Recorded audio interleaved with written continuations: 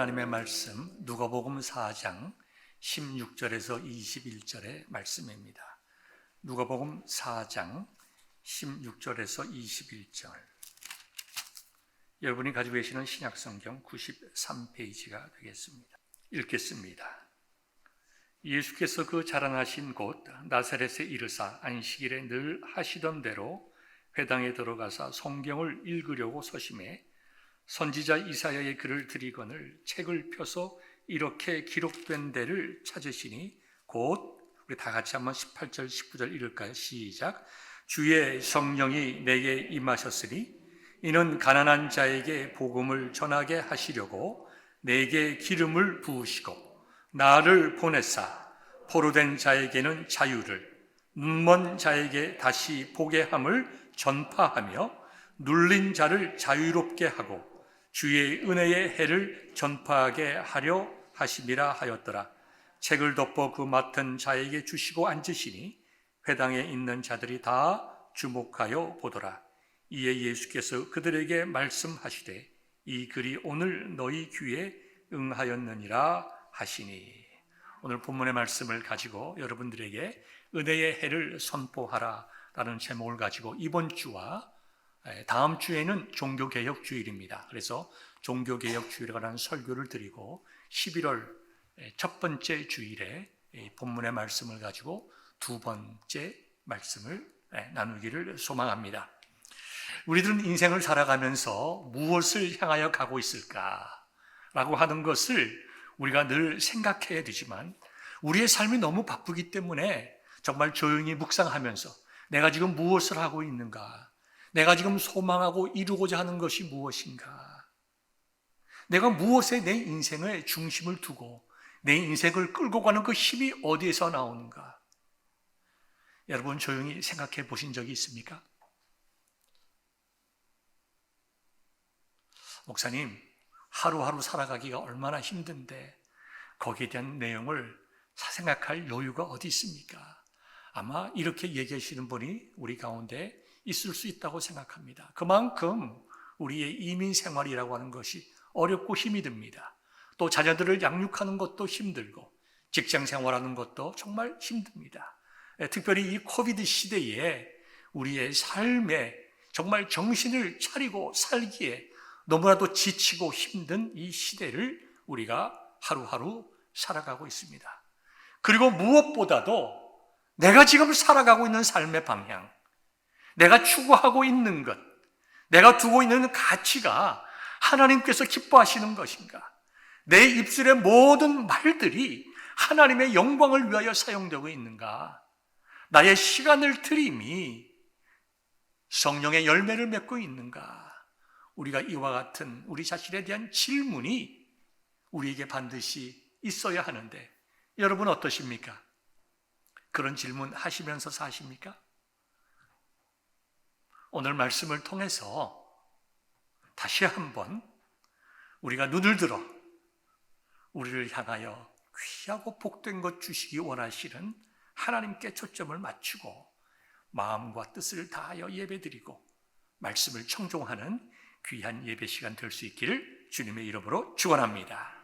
이 본문의 내용을 가지고 두 번 말씀을 나눌 텐데요. 오늘은 본문에 나오는 회당에 대한 의미를 좀 깊이 이해함으로써 우리가 이 시간 드리는 예배가 얼마나 귀하고 아름답고 정말 얼마나 완벽한 예배인가를 다시 깨닫고 우리 모든 예배자들이 하나님 앞에 바른 예배자로서 설 수 있기를 소망합니다. 두 번째 내용의 말씀은 이러한 예배를 드리게 하신 하나님의 은혜, 주 예수 그리스도의 십자가의 은총이 나에게 충만하고 완벽하게 임했다. 그래서 내가 하나님 앞에 온전한 예배를 드릴 수 있게 되었음을 깨닫고 예배자의 기쁨을 회복할 수 있기를 바랍니다.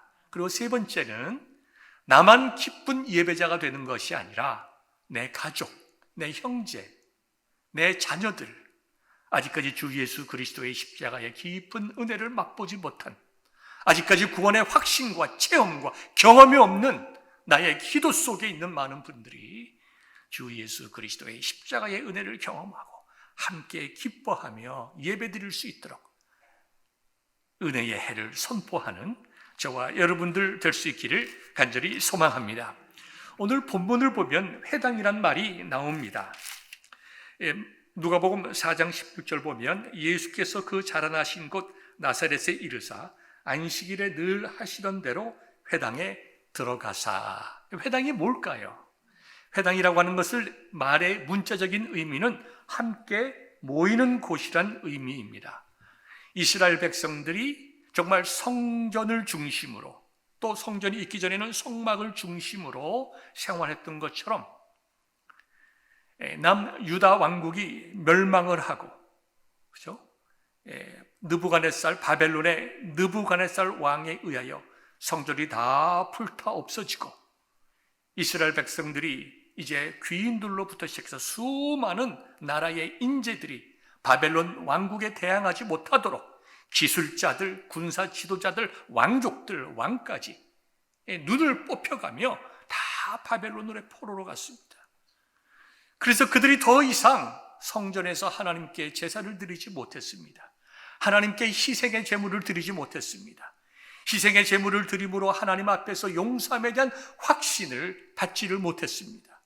그리고 그들이 그 속에 노예로 살면서 고통스럽고 눈물 흘리고 그들이 정말 이 세상 속에서 소망하며 바라볼 것이 없었습니다. 그래서 그들에게 성전이 없었고 그들이 희생의 제물을 드릴 수는 없었지만 그들에게 주어진 하나님의 말씀을 붙잡고 하나님 아버지, 우리를 용서하여 주옵소서. 우리의 죄를 용서하여 주옵소서. 우리가 하나님 아버지 앞에서 범죄함으로 이와 같은 영육간의 노예가 되었으니 아버지 하나님, 우리가 회개하며 하나님께 소망을 둡니다. 우리를 용서하여 주시고 우리의 자녀들이 더 이상 죄짓지 않고 하나님의 말씀대로 살아가게 하옵소서. 그들이 모여서 하나님 앞에 예배를 드렸습니다. 비록 희생의 제물은 없었지만 그들이 하나님 앞에서 말씀을 읽고 기도하고 말씀을 강론하고 또 그들의 자녀들을 양육하고 지금 우리가 교회에서 예배드리는 것과 같은 그와 같은 신앙의 공동체를 이루어 나갔습니다. 그것이 회당, 신앙과 생활의 구심점, 그래서 함께 하나님의 백성들이 모이는 곳, 그것이 회당이었습니다. 그 당시에 회당은 기본적으로 유대인 10명이 있으면 회당을 세울 수 있는 그러한 권리가 부여되었습니다. 이런 말들이 있잖아요. 미국에 이민 온 중국 사람들은 음식점을 만들고 미국에 이민 온 사람들은 뭘 만든다고요? 교회를 세운다. 이게 얼마나 복된 일입니까? 대한민국 국민들이 사는 전 세계의 모든 나라들에 교회가 없는 곳이 없어요. 목사님이 없으면 성도들이 함께 모여서 돌아가며 기도하고 예배를 드립니다. 아마도 이것은 우리 한국 사람들이 이 히브리 민족의 좋은 정신을 이어받은 것이 아닌가 하는 그러한 생각을 가지게 됩니다. 그래서 그 당시에 예루살렘을 중심으로 한 여러 지역들에게 회당이 있었고 그 다음에 예수님이 사시던 갈릴리 지역, 나사렛 지역, 가버나움 지역 그런 지역들이 다 회당들이 있었고 또 우리 여러분들이 사도행전의 말씀을 통해서 배웠듯이 깨달았듯이 이스라엘 민족이 흩어져 있는 곳곳마다 디아스포라라고 이야기를 하죠. 흩어져 있는 하나님의 백성들이 있는 곳곳마다 다 회당이 있었습니다. 그래서 사도 바울도 먼저 회당으로 가서 거기서 접촉점을 찾아서 히브리 사람들에게 복음을 전하고 그 다음에 개종한 이방인들에게 복음을 전했던 것을 기억하게 됩니다. 그 회당은 누가 갔을까요? 모든 유다인들이 간 것은 아니었지만 경건하고 신실한 사람들이 안식일을 지켜 회당에 갔습니다. 지금도 모든 예수님 믿는 사람들이 다 예배당에 나오지 않는 것처럼 그때도 시대와 시간을 초월해서 동일했습니다. 하나님의 은혜를 사모하는 자들이 안식일, 지금의 토요일이죠. 안식일을 맞이하여 모였는데 가족들이 다 함께 갔습니다.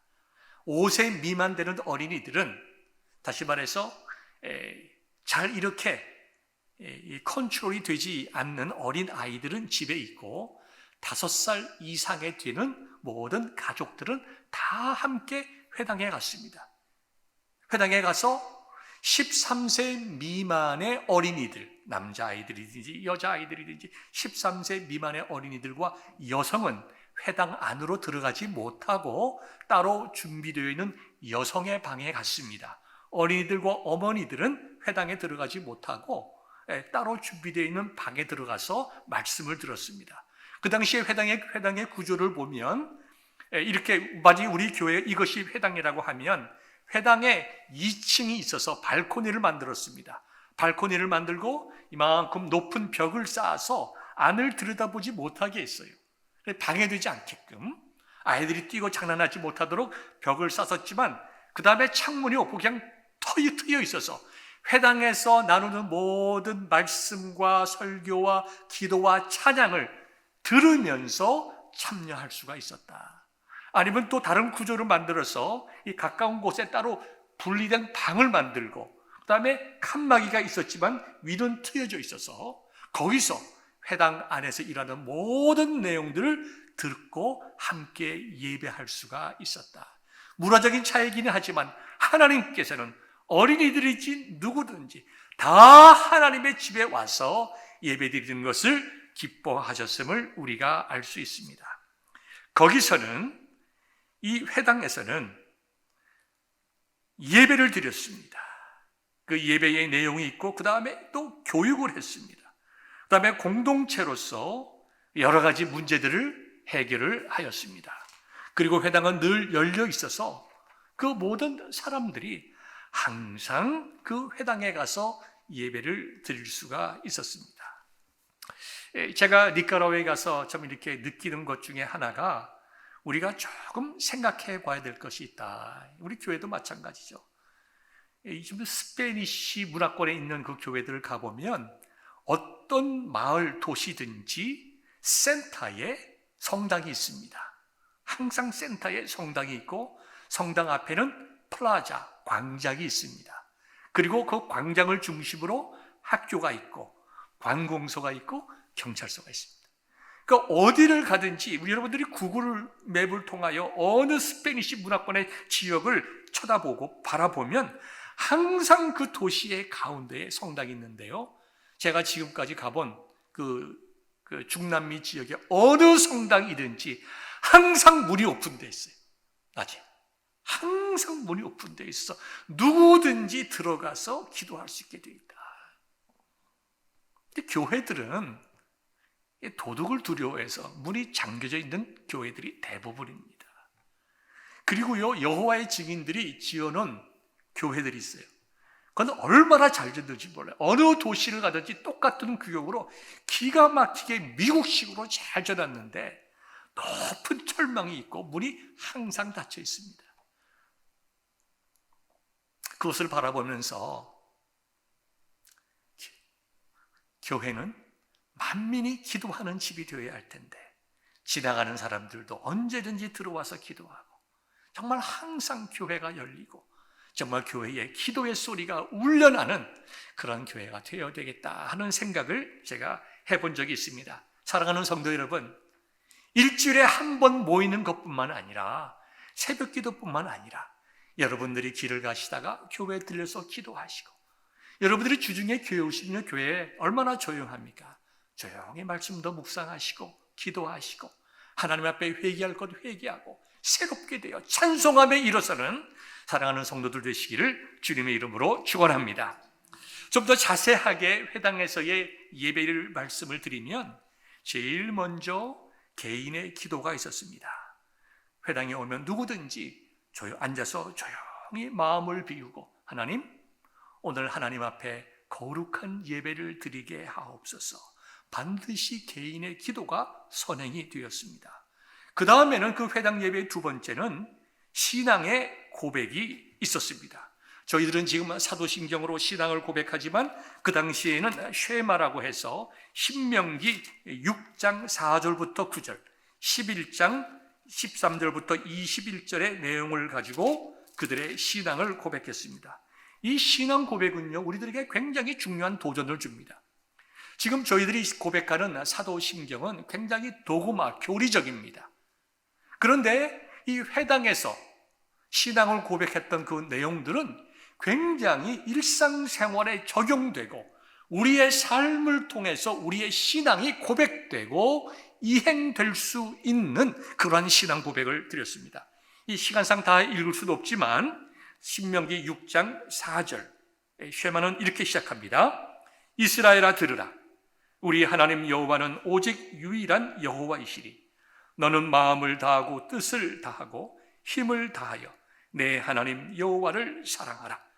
오늘 내가 네게 명하는 이 말씀을 너는 마음에 새기고 네 자녀에게 부지런히 가르치며 집에 앉았을 때이든지 길을 갈 때이든지 누워 있을 때이든지 일어날 때이든지 이 말씀을 강론할 것이며 너는 또 그것을 내 손목에 매어 기호를 삼으며 내 미간에 붙여 표로 삼고 또 내 집 문설주와 바깥문에 기록할지니라. 하나님이 이렇게 말씀하셨으니 하나님 우리가 이렇게 마음을 다하고 뜻을 다하고 힘을 다하여 우리의 하나님 여호와를 사랑하겠습니다. 이러한 신앙을 고백을 드렸다는 거예요. 얼마나 귀합니까? 얼마나 복됩니까? 그리고 우리가 이 말씀대로 살고 우리가 이 말씀대로 우리의 자녀들에게 가르쳐서 하나님 앞에서 신실한 하나님의 백성이 되겠습니다. 그리고 뒤에 11장 13절부터 21절의 내용을 보면 정말 이렇게 함으로 하나님의 복받는 백성이 되겠습니다.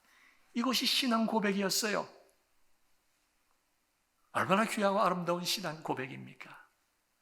여러분들도 회당에서 이 예배처럼 주의 전에 나올 때마다 우리가 사도신경으로 신앙 고백하는 것이 잘못된 일은 아니지만 여러분 교회에 와서 기도하실 때에 여러분 개인의 신앙 고백이 이 쉐마처럼 하나님 내가 마음과 정성과 뜻을 다하여 하나님을 사랑하는 삶을 살겠습니다. 이와 같은 신앙 고백이 저와 여러분들에게 있기를 주님의 이름으로 축원합니다. 이와 같은 신앙 고백이 있은 다음에는 찬송을 불렀어요. 지금처럼 복음성가가 있는 것도 아니고 지금처럼 많은 악기를 사용한 것은 아니지만 그들은 시편의 곡을 붙여서 하나님께 찬송을 드렸습니다. 구약 시대부터 사용되던 시편의 곡 붙인 것을 그대로 그들이 사용했어요. 책이 한 권 있는데요. 시편 찬송가입니다. 시편 1편부터 150편까지 다 곡조를 붙였어요. 저희 교단에서 사용하던 그러한 시편 찬송가인데 한국어로도 번역이 되어서 모든 한인교회에 2부씩 이렇게 배부도 했습니다. 저희 교단은 참 보수적이어서 한 5, 6년 전만 하더라도 많은 교회가 이와 같이 시편만 예배 시간에 불렀고 지금도 예배 시간에 찬양으로 시편만 부르는 교회들도 많이 있고 아무런 악기 없이 그냥 아카펠로로 그냥 우리의 사람의 음성으로만 시편을 쭉 돌아가면서 찬송하였습니다. 여러분, 음악만큼 우리의 마음을 움직이는 힘이 없습니다. 인간에게 가지고 있는 힘 중에서. 그런데 이 세상의 음악이라고 하는 것은 세상의 예술이라고 하는 것은 항상 에로티시즘을 포함하고 있어요. 그것이 문학이든지 그것이 음악이든지 아니면 미술이든지 모든 인간의 욕망을 극대화시키고 높이고 즐겁게 하는 이 에로티시즘을 다 가지고 있어요.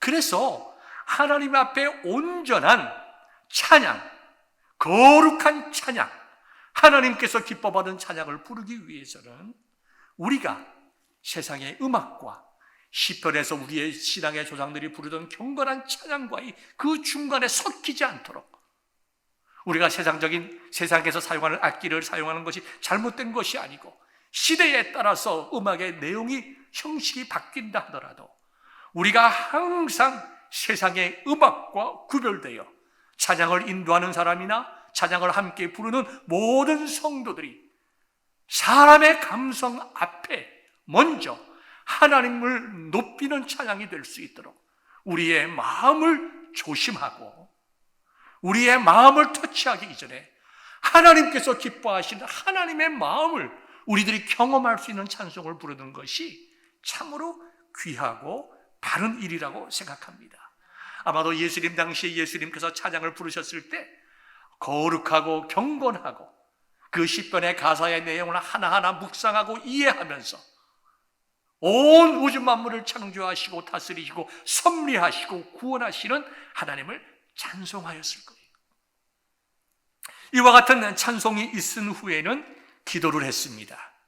그들은 중언부언하지 않기 위해서 기도문을 작성을 해서 모든 사람들이 함께 기도했는데요. 가장 보편적인 18가지의 짧은 기도문을 연결해서 쭉 이렇게 함께 읽었습니다. 시간상 다 읽을 수도 없지만 여러분들에게 몇 가지 18가지의 18기도문 중에서 쭉 1좀 뽑아서 읽어드리겠습니다. 1번 기도문, 찬양 받으소서. 우리 현대식으로 제가 좀 바꾸겠습니다. 찬양 받으소서 하나님, 아브라함의 하나님, 이삭의 하나님, 야곱의 하나님이시여, 지극히 크신 하나님, 하늘과 땅과 창조주, 우리의 방패요 우리 조상들의 방패이십니다. 하나님 찬양을 받으소서. 그 다음에 기도 5번으로 가면 하나님, 우리로 하나님께로 돌아서게 하시며 우리가 회개하고 우리의 날을 예전과 같이 새롭게 하소서. 찬양 받으소서. 회개를 기뻐하시는 하나님이시여. 하나님을 찬양하고 회개의 기도가 들어갔어요. 6번 기도는 용서를 이제 바랍니다. 우리 아버지시여 우리를 용서하소서. 우리가 여호와께 범죄하였나이다. 우리의 과오를 당신의 눈앞에서 하나님 앞에서 지워주옵소서. 찬양 받으소서. 무한히 용서하시는 하나님이시여. 이렇게 회개와 용서에 대한 확신을 구했습니다. 7번 기도를 보면 일용할 양식을 구하는 거예요. 우리의 궁핍함을 보시고 우리를 인도하여 주시고 이 하나님의 이름으로 우리를 구원하여 주옵소서. 그러니까 우리의 일용할 양식을 구하는 거죠. 그 다음에 이제 치유의 기도가 있었습니다. 8번 기도인데요. 하나님 우리 아버지시여 우리를 구원하시고 우리 마음의 고통과 아픔에서 벗어나게 하시고 우리의 상처를 치유하여 주옵소서. 하나님은 이스라엘의 모든 병든 자들을 치유하시는 하나님이십니다. 이 얼마나 참 경건하고 귀한 기도입니까? 그리고 17번까지 기도한 후에 제사장이 있으면 반드시 제사장이 축도를 하였습니다. 그 다음에 제사장이 없을 경우에는 일반 성도들 가운데 어르신이 축도를 하였습니다. 그 다음에 마지막 18번째 기도문은 평화를 구하고 하나님으로부터 하나님께 기도하고 그 다음에 진실한 마음으로 기도하는 자들의 기도를 들으시고 함께 하여 주신다는 복의 선포인 이 축도를 들은 성도들의 마음에 뭐가 있겠습니까? 평화가 있을 거 아니에요. 감사가 있을 것 아니에요. 그래서 마지막 18번째 기도는 이렇게 끝납니다.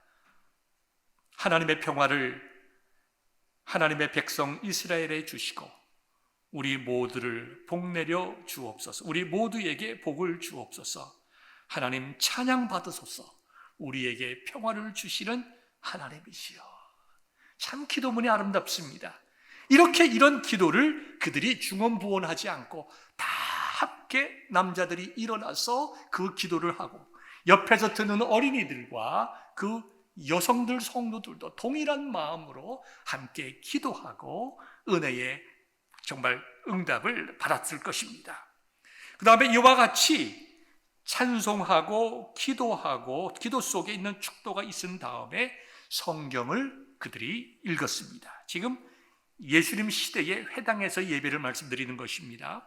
성경은 항상 두 군데를 읽었습니다. 첫 번째는 모세오경 토라라고 얘기를 하죠. 율법서죠. 그 토라를 읽은 후에 그 다음에는 또 한 군데 예언서, 우리 예언서가 많이 있지 않습니까? 다른 말로 하면 선지서죠. 소선지서, 대선지서, 많은 선지서가 있는데 그 선지서 중에 한 곳을 읽었습니다. 지금처럼 모든 사람들이 다 성경을 가지고 있는 것이 아니어서 교회 안에 두루마리로 쓰여져 있는 성경을 회당장이 보고 보관하고 있다가 그날 성경을 읽기로 작정된 분들에게 이제 성경을 읽을 순서가 되면 그 두루마리를 들여서 읽게 했습니다. 어떤 성경을 어떻게 읽는가는 그 회당장이 정하거나 아니면 그날 성경을 읽는 사람이 정하거나 그렇게 하였습니다. 그리고 설교는 항상 있는 것이 아니었습니다. 설교자가 있으면 설교를 할 수 있었고 그 회당의 구성원이 아니라 여행객이라 하더라도 제사장이라든가 율법사라든가 하나님의 말씀을 잘 증거할 수 있는 자들이 있으면 그들로 하여금 설교를 하게 하였습니다. 설교자가 없으면 그들은 하나님의 말씀을 읽는 것으로 그쳤습니다. 그 다음에 이제 기쁨과 즐거움으로 샬롬 하면서 그들이 각자의 집으로 돌아갔습니다. 오늘 우리 본문의 배경을 보면 예수님께서는 그날 성경을 읽으셨을 뿐만 아니라 말씀을 하셨음을 알 수 있습니다. 우리 본문 누가복음 4장 16절 보면 예수께서 그 자라나시던 곳 나사렛에 이르사 안식일에 늘 하시던 대로 회당에 들어가사, 예수님께서는 늘 안식일을 지키셨어요.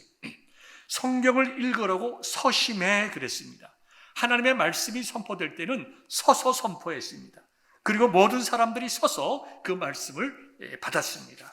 그 다음에 말씀을 가르치실 때에는 앉으셨어요. 그래서 20절 보면 책을 덮어 그 맡은 자에게 주시고 앉으시니 회당에 있는 자들이 다 주목하여 보더라.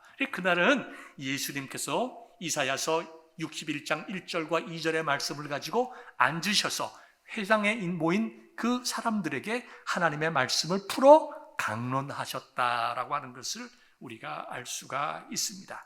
여러분, 좀 우리가 생각해 봅시다. 우리가 지금 시간을 훌쩍 여행해서 2000년 전으로 날아가 봅시다. 그리고 예수님께서 회당에 오셔서 같이 예배 드리시고 말씀을 나누는 그 장면 속으로 우리가 들어가 봅시다. 예수님께서는 분명히 회당 예배에 늦지 않으셨을 거예요. 미리 오셔서 기도하시고 사람들을 만나시고 반갑게 인사하시고 예수 그리스도의 사랑을 나누시고 그 다음에 회당 안으로 들어오셔서 기도하셨을 겁니다. 특별히 그날 말씀을 읽고 말씀을 증거해야 될, 즉 설교하셔야 될 예수님께서 하나님 은혜를 주셔서 오늘 이 회당에 모인 모든 하나님의 백성들 위해 말씀의 은혜를 베풀게 하옵소서 간절히 하나님께서 기도하셨을 거예요. 여러분, 저는 이 말씀을 준비해서 제 마음속에 뭉클하는 생각이 들었습니다. 요즘에 우리가 코로나로 인해서 교회들마다 영적으로 많이 침체되어 있습니다. 제대로 모이지 못하고 성도들의 교제도 원활하지 못하고 예배를 드릴 때도 마스크를 쓰고 하다 보니까 찬송도 제대로 부르지 못하고 여러 가지 예배를 드리지 못함으로 연약한 육신을 가진 우리 인간들이 예배에서 자꾸 이렇게 주저앉게 되는 그런 분위기들이 일반적으로 대부분의 교회들 속에 있습니다. 그래서 목회자들도 정말 영적인 힘을 잃고 성도들도 아멘의 화답 소리가 적어지는 그런 현상들이 모든 교회들이 일어나서 교회들마다 목회자들마다 정말 안타까운 마음으로 하나님께 기도하고 있습니다. 그런데 우리 교회는요, 예배를 위한 중보 기도 모임이 있었어요. 코로나 시대 전에는 장로님이 인도하시고 장로님이 안 계실 때는 권사님들이 인도하시고 하면서 10시 30분부터 30분 동안 예배를 위한 중보 기도회가 제 사무실 옆에서 있었어요.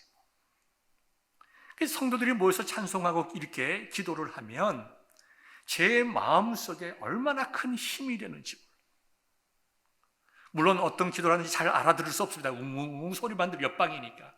그런데 열심히 기도할 때에 제 마음속에 은혜가 들고 힘이 생기고 하나님 감사합니다. 사랑하는 성도들의 기도대로 오늘 예배에 참석한 모든 성도들이 하나님을 인하여 기뻐하게 하시고 치료받아야 될 자들이 치료받게 하시고 상한 심령과 영혼들이 위로받고 고침받게 하시며 하나님의 선포되는 말씀을 통하여 새로운 힘과 삶의 의미를 깨닫게 하옵소서. 제 마음속에 얼마나 큰 힘이 되는지 몰라요. 여러분, 중보기도 해주십시오. 부탁드립니다. 예배를 위해서 기도해 주세요. 그날 찬양을 인도하는 찬양대, 기도하시는 분들, 말씀을 증거하는 주의 종들, 그리고 예배에 참여한 모든 사람들이 하나님의 은혜를 받을 수 있도록 기도를 해주세요. 제 사무실 옆에 있는 방이 너무 좋아서 좁다면 이번에 새로 잘 꾸며진 주일학교 교실이 있습니다. 좀 널찍널찍 앉으시더라도 좀 미리 오셔서 하나님께 영광이 되고 우리에게 큰 은혜가 되는 예배를 드릴 수 있도록, 예배를 위한 중보기도가 살아날 수 있기를 여러분들에게 진심으로 부탁을 드립니다. 예수님께서 기도하셨을 거예요. 그 다음에 함께 신앙 고백을 하셨을 거예요. 하나님의 말씀대로 살아갈 수 있도록 예수님께서 이렇게 성도들을 위하여, 다시 말해서 회중들을 위하여 기도하셨을 거라고요. 그리고 예수님께서도 시편을 통한 찬양을 드렸을 거예요. 어떤 찬송을 예수님께서 예배 인도하실 때 드렸을까? 우리는 알 수 없지만, 또 어떤 곡조에 있는지 저는 잘 알 수는 없지만, 저는 시편 23편을 예수님께서 그때에 찬양을 드렸다고 우리가 생각해 본다면 아마 이렇게 찬송을 드리지 않았겠습니까? 여러분들 다 아시는 내용이죠. 여호와는 나의 목자시니 내게 부족함이 없으리로다. 여호와는 나의 목자시니 내게 부족함이 없으리로다. 나로 하여금 푸른 초장에 눕게 하시며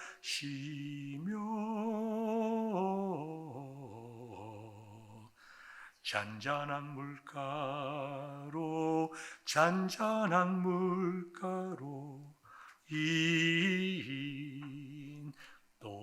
인도하시도다. 예수님께서 이렇게 찬송을 불렀을 거예요. 여러분들, 우리가 어떤 찬송을 부르든지 2000년 전에 예수님께서도 우리처럼 찬송을 불렀다. 얼마나 좀 놀랍지 않습니까? 얼마나 어메이징합니까? 그렇게 성담에 기도하시고 찬송하시고 성경 읽으시고 말씀을 선포하셨잖아요. 여러분, 여기서 중요한 것을 다시 한번 생각해 봅시다. 저와 여러분들이 지금 드리는 이 예배의 귀중함을 생각해 봅시다. 우리의 예배가 거저된 것이 아니에요. 우리의 예배의 정신과 그 모든 원리가 어디서 나옵니까? 구약 성경에서 나오는 거예요. 하나님께서 모세에게 말씀하셨어요. 너희는 이렇게 나를 예배하라. 레위기에 나와 있는 그 모든 하나님께서 말씀하신 순서대로 구약의 성도들이 예배를 드렸습니다. 그리고 그들이 죄악에 빠져서 정말 예루살렘이 멸망되고 포로로 끌려가서 그들이 하나님 앞에 바른 희생 제물을 드릴 수 없었지만 그들이 회당에 모여서 하나님 앞에 예배 드릴 때도 모세를 통하여 주신 하나님의 말씀대로, 그 예배의 원리대로 그들이 와서 기도하고 하나님 앞에 신앙을 고백하고 찬송하며 말씀을 묵상하고 또 말씀을 듣고 그 말씀대로 살아가기를 원하는 자들에게, 예배자들에게 하나님의 복을 선포하는, 지금 우리가 드리는 이 예배와 동일한 원리의 예배가 예수님 당시에도 드려졌다는 것입니다.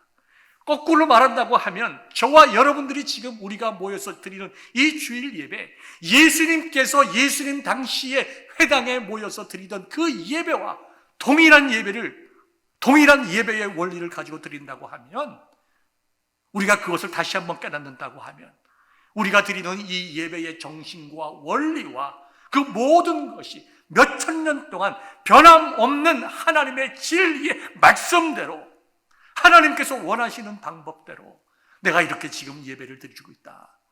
우리가 이렇게 생각할 때에 우리의 예배를 받으시는 하나님의 놀라우심, 그 감사함, 우리가 하나님께 이러한 예배, 예수님께서 드렸던 예배와 동일한 예배를 드릴 수 있다고 하는 것이 얼마나 놀랍고 감사한 일인가.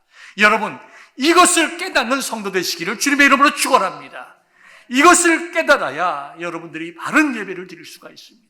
이것을 깨달아야 여러분들이 예배의 귀함을 알 수가 있고, 이것을 깨달아야 하나님께서 기뻐하시는 예배를 드릴 수 있고, 이것을 깨달아야 하나님으로부터 은혜와 복을 받는 예배를 경험케 되는 것입니다. 그런데요, 더 놀랍고 중요한 것은 저와 여러분들이 지금 이 드리는 예배, 미국 노스캐롤라이나 페이에트빌의 우리 작은 공동체, 베델 공동체에서 드리는 예배가 여러분들 이스라엘 백성들이 구약에서 드리던 예배, 웅장하고 아름답고 거룩한 솔로몬 성전에서 드리던 예배, 그 다음에 예수님께서 직접 드리시던 그 회당의 예배보다 우리가 더 귀하고 아름다울 뿐만 아니라 완벽하고 더 나은 제사, 더 하나님께서 기뻐하시는 완벽하고 완전한 예배를 드리고 있다는 사실을 여러분 기억하십니까?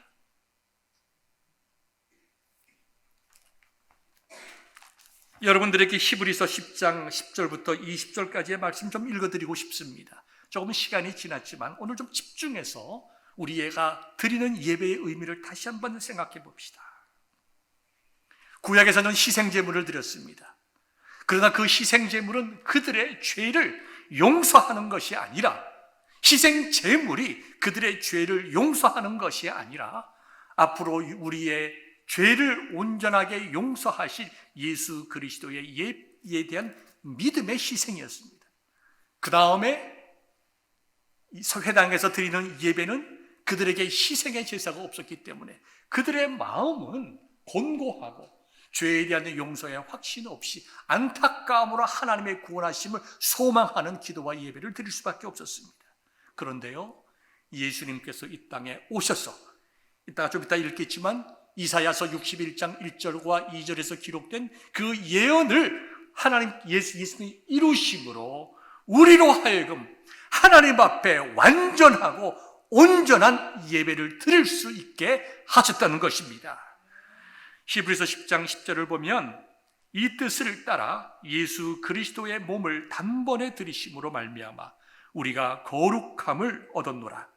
제사장마다 매일 서서 섬기며 자주 같은 제사를 드리되 이 제사는 언제나 죄를 없게 하지 못하거니와 오직 그리스도는 죄를 위하여 한 영원한 제사를 드리시고 하나님 우편에 앉으사 그 후에 자기 원수들을 자기 발등상이 되게 하실 때까지 기다리시다니 그가 거룩하게 된 자들을 한 번의 제사로 영원히 온전하게 하셨느니라. 예수님께서 십자가상에서 우리들을 위한 죄의 희생제물이 되시고 완전하게 온전하게 우리의 죄를 용서하여 주심으로 우리가 더 이상 죄를 용서받기 위하여 하나님 앞에 희생제물을 드릴 필요가 없게 되었다는 것입니다. 15절 보면 또한 성령이 우리에게 증언하시되 주께서 이르시되 그날 후로는 그들과 맺을 언약이 이것이라 하시고 내 법을 그들의 마음에 두고 그들의 생각에 기록되게 하리라 하신 후에 또 그들의 죄와 그들의 불법을 내가 다시 기억하지 아니하리라 하셨으니 이것들을 사하셨은즉 다시 죄를 위하여 제사 드릴 것이 없느니라 하나님의 말씀입니다. 아멘이죠. 예수님께서 저와 여러분들의 죄를 위하여 완벽하고 완전한 희생제물이 되심으로 우리가 하나님 앞에서 그 예수님의 십자가의 은혜를 믿는 우리들은 하나님께서 우리를 온전하고 완전한 거룩한 의인이요 하나님의 자녀로 봐주신다는 것입니다. 우리가 이 예배를 생각할 때에 저와 여러분들이 드리는 이 예배가 구약의 예루살렘 성전에서 드리던 예배보다 더 귀하고 완전하며 심지어 예수님께서 정말 율법을 지키시고 회당에서 예배를 드리신 그 예배보다 우리가 더 귀하고 복된 예배를 드리게 되었고 우리가 예수님으로 말미암아 온전한 예배를 드리게 되었다는 것을 생각할 때에 얼마나 감사하고 얼마나 놀라운지 여러분 이거 다시 한번 기억하고 예배의 원리를 붙잡기를 간절히 바랍니다.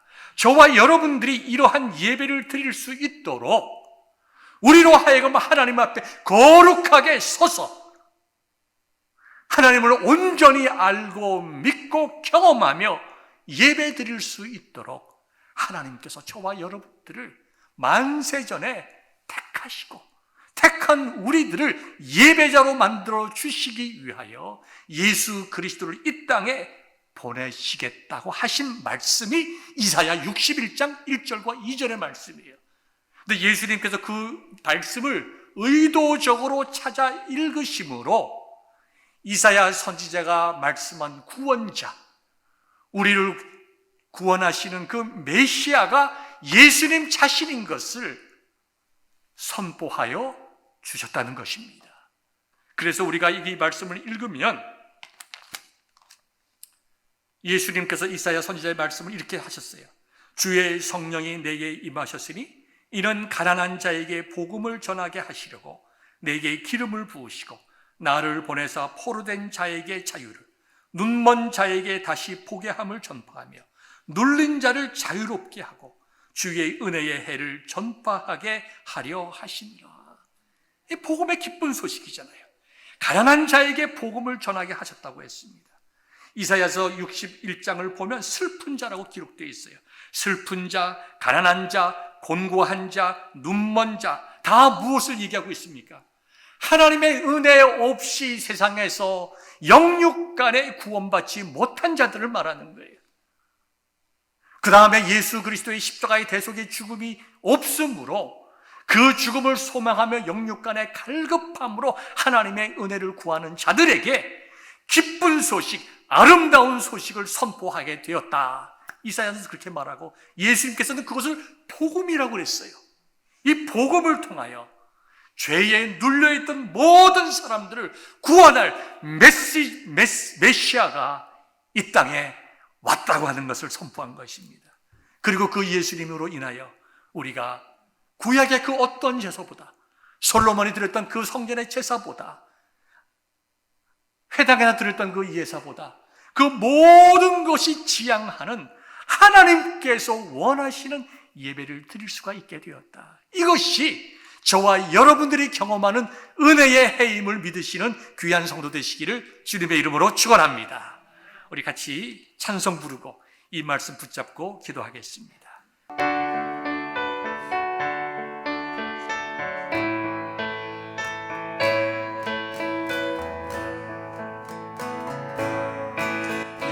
기쁜 소식을 온 세상 전하세 큰 환난 고통을 당하는 자에게 주 믿는 성도들 다 전할 소식을 성령이 오셨네 성령이 오셨네 성령이 오셨네 내 주님 보내신 성령이 오셨네 이 기쁜 소식을 온 세상 전하세 성령이 오셨네 만왕의 왕께서 저 사로잡힌 자 다 구원하시고 참 자유 주셨네 승리의 노래가 온 성에 들리니 성령이 오셨네 성령이 오셨네 성령이 오셨네 내 주님 보내신 성령이 오셨네 이 기쁜 소식을 온 세상 전하세 성령이 오셨네 한없는 사랑과 그크신 은혜를 늘 의심하면서 안 믿는 자에게 내 작은 힘으로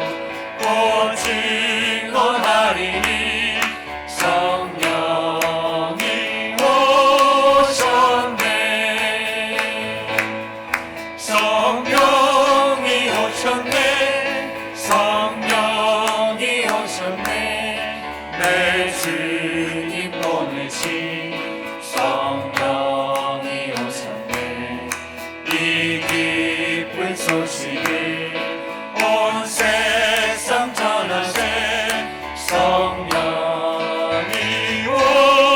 오셨네. 사랑하는 성도 여러분, 이 시간 기도합시다. 우리가 찬송하는 성령이 오셨다는 말씀이 무엇일까요? 이미 성령님은 저와 여러분들의 마음속에 내주하고 계십니다. 우리는 성령과 분리되지 않습니다. 성령은 항상, 우리는 잊을지라도 예수님과 성령님은 우리와 함께 하십니다. 성령이 오셨다는 이 말씀, 이 시간 우리를 그 의미를 내 마음을 두드리심으로 이해할 수 있으면 좋겠습니다. 우리가 말씀을 들었습니다. 말씀과 함께 역사하시는 성령님께서 저와 여러분들의 마음을 두드리고 계십니다. 우리가 어떻게 예배를 드려야 할지, 우리가 드리는 예배가 무엇인지, 정말 하나님 앞에서 기뻐하시는 예배가 무엇인지 깨달아서 이러한 예배를 드릴 수 있는 우리가 되게 하신 그 하나님을 찬송하고 기뻐하며 그 놀라운 은혜를 받은 우리가 세상을 향하여 복음을 증거하는 자들, 많은 사람을 하나님 앞으로 인도하여 함께 은혜를 기뻐하는 그러한 하나님께 영광 돌리는 성도가 될 수 있더라고 저와 여러분들의 성령 마음을 성령께서 두드리십니다. 이제 단 두 가지 기도 제목 잠시 기도합시다. 하나님, 다른 예배자가 되게 하옵소서. 예수님께서 우리들에게 모범을 보여주시고 예수님께서 희생제물이 되심으로 우리로 하여금 완전하고 온전한 예배를 드리게 하신 것, 그 예배의 귀하고 놀랍고 거룩하심을 깨달아 우리가 예배에 집중하고 예배의 삶을 살아가게 하옵소서. 날마다 예배를 통하여 하나님을 경험케 하옵소서. 그리고 이 좋은 소식, 복음, 이 아름다운 소식을 세상에 선포하는 귀한 예배자들 되게 하옵소서. 우리 잠시 기도하겠습니다. 은혜와 사랑에 충만하신 하나님 아버지, 저희들에게 말씀을 주시니 감사합니다. 아버지 하나님, 이사야 선지자가 정말 예언한 대로 우리 주 예수 그리스도께서 우리를 위하여 이 땅에 오시고 아버지 하나님, 저희들을 위하여 희생제물 되시고 저희들을 완전하고 온전한 예배자로 만들어 주시고 감사합니다. 아버지 하나님, 저희들이 이 놀라운 은혜를 받았사오니 아버지 하나님, 하나님께서 기뻐하시는 예배를 드리는 예배자들 되게 하옵소서. 경건한 예배자들 되게 하여 주시고 거룩한 예배자들 되게 하여 주옵시고 예배의 모든 순서 속에 모든 정성과 기쁨과 감사함이 아버지 하나님 배어있는 예배를 드리게 하소서. 하나님께서 기뻐 받으시고 복내림에 부족함이 없는 그런 예배를 드릴 수 있는 예배자들 되게 하여 주옵소서. 아버지 하나님, 예배에 늦지 않게 하옵시고 예배를 위하여 준비하게 하시고 예배를 위하여 마음을 준비하고 예물을 준비하게 하옵시고 마음을 열고 말씀을 들을 준비를 하게 하여 주시고 예배를 통하여 받은 은혜를 놓치지 않고 그 말씀대로 살아갈 수 있도록 능력을 간구하는 그런 귀한 예배자들 되게 하여 주옵소서. 또한 저희들이 이 놀라운 소식, 아름답고 기쁜 소식, 복음을 선포하는 자들 되게 하여 주옵소서. 저희들만 예배드리고 기뻐할 것이 아니라 죽어가는 영혼들을 살리는 사람 낚는 어부들 되게 하여 주사 아버지 하나님, 많은 사람들이 아버지 앞에 나와서 참되고 복된 예배를 드릴 수 있도록 저희들이 기쁜 소식을 선포하는 하나님의 자녀들, 하나님의 참 예배자들 되게 하여 주옵소서.